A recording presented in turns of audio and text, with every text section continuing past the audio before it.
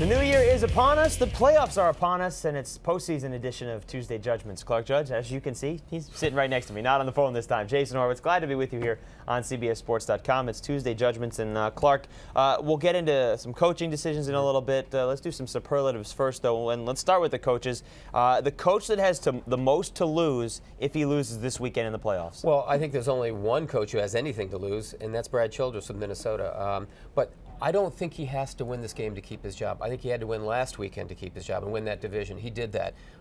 Certainly would help if he won this ball game, but I don't think he's in any danger. Is there some doubt? Yeah, there's some doubt. So I think the question at least would be left open if he were not to win it. All right, well, he's a home team. He and the Vikings are home, obviously, to the Eagles. Not favored. None of the home teams are favored in this wild card weekend. But, Clark, if you take a look at the road teams, which one do you feel least confident in to go into whatever stadium and win? Well, it's probably Indianapolis, and I say that even though the Colts are on a tear. I mean, they've won 9 straight games. You've got Peyton Manning, they're rolling.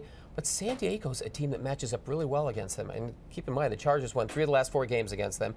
And they lost this year to Indianapolis only by 23-20 when San Diego was in disarray. So I think this is a team that's Indianapolis' worst nightmare. Do I think Indy can win it? Yeah, sure. But it's a bad matchup for them. It should be a very interesting game. Remember last year on Saturday night, Jacksonville-Pittsburgh was very entertaining. This year, same thing. San Diego and Indianapolis should be very entertaining as well. All right, you take a look at the 4 games this weekend. Who's the player you think may have the biggest impact when we talk about it on Monday? Well, I think it's probably Michael Turner, just because he's a productive back. He runs very well against everyone. But now he's got Arizona to run against. And Arizona hasn't stopped anyone lately.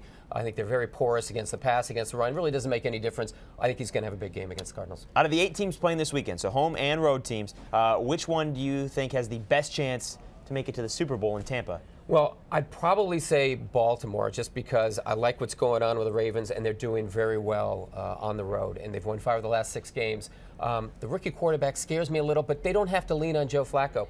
I think I may tilt a little bit towards Philadelphia, because I think if Philadelphia gets by this weekend, and I think they will, then they've got the Giants. And the one thing about the Giants is it's a team they know they can beat. They did it earlier this season. They did it at Giants Stadium. It's not really a visiting game for them, a away game for them. It's almost like a home game for them. And then anything's possible. The thing I worry about with Philadelphia, though, is McNabb's not playing well on the road. He really is. I mean, his last 4 games, he's won 1 of them, and he's only thrown 2 touchdown passes, and he got benched in Baltimore. But they do have that momentum from the home game going forward. 44 points on Dallas, and that, I mean, he didn't even have to finish the game. They had Kevin Cobb in to finish the game as they blew out the Cowboys. All right, let's talk about some of the things that have happened this week so far, Clark, in the NFL. And obviously it starts with the coaches being fired. On Monday, you had Crennel and Marinelli and Eric Mangini. And nothing there surprised you? No, nothing surprised me. I mean, the Mangini thing I think was probably up for grabs, but as I explained yesterday when we were talking about it. It was after 3 years, and I think they wanted to see something more than a team that limped to the finish line. I think they wanted to see a division title. And they had a decision to make. Do we extend him or do we fire him? And I think at that point they said, you know what, given that decision, we're going to fire him because we need to fill the stands next year. And how are we going to fill the stands with a team that should have lost its last 5 and won only 1 of them when we got a gift from Buffalo? And what do you take out of, there are comments there from the players in the locker room that they wanted Mangini to stay, and they're not so thrilled that Brett Favre is there. Kerry Rhodes was quoted as saying, if he wants to be here, he better be here with mini camps, and he better be here with all the rest of us doing it the right way. If not, we'll go a different direction. Good luck. I mean, this is Brett Favre's MO, is he doesn't make up his mind until he decides to make up his mind. That's the way he is. So I think if you're going to be critical of anyone here, it's Mike Tannenbaum. Mike Tannenbaum brought him in here, so you know what you got. And what you're going to have is, we're going to be waiting here in March and April wondering, is Brett Favre coming back or not? I think they need to move on and find another quarterback. Geez, that sounds familiar. It's like Green Bay a year ago. How many other coaches do you think will lose their jobs here in the next couple of weeks? That's a good question, Jason. I mean, I think we're going to have a lot. I mean, I think Herm's in trouble in Kansas City.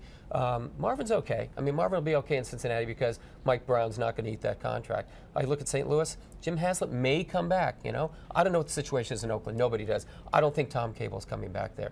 Obviously, Seattle's got a new head coach. That's Jim Mora.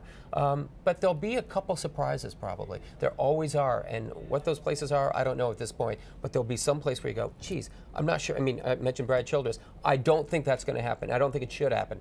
but it could. What about Dick Duran in Buffalo? That decision expected to come on Wednesday. Yeah, that's another possibility. I should have mentioned him because he also limped to the finish line. It's a bad performance on Sunday against the Patriots. I think you saw the difference between really good head coach and a coach who was very cautious. That's been Duran's MO this year, and he's had a string of 7 to 9 seasons. They want better there. Something's going to happen in Buffalo, and it may be Dick Duran who goes. And especially when you start 5-1 and you played that well at the beginning of the year. Yep. All right, real quickly, Clark, the rumor out there and the report that the Pro Bowl next year in 2010 will be the week between the conference championship games and the Super Bowl. Do you like it? And it's not going to be in Honolulu. It's going to be in Miami, the site of the Super Bowl. Yeah, I don't really care. I mean, I don't really care because that's the way it is with the Pro Bowl. I mean, players don't go to it, so why should we pay attention to it? Guys like getting named to the Pro Bowl. They just don't like attending the Pro Bowl. Yeah. Maybe some will now that it's before the Super Bowl, but I'll guarantee you, anyone who's on the Super Bowl teams is not playing in that game, and they generally tend to have the most or among the most number of players on the Pro Bowl. So this is no surprise. I mean, we knew this was going to happen. I think in terms of general fan interest, it's better, but in terms of my interest, your interest, I really don't care. Players going, because let's be honest, the teams that play in the conference championship games, they lose, they aren't going to play there the next week either. All right, folks, that's it for Tuesday Judgments. We'll talk next week after the wild card and talk about the divisional games. Clark, thank you very much. Thanks, Jason. All right, folks, for more, be sure to stay with CBSSports.com. Take care.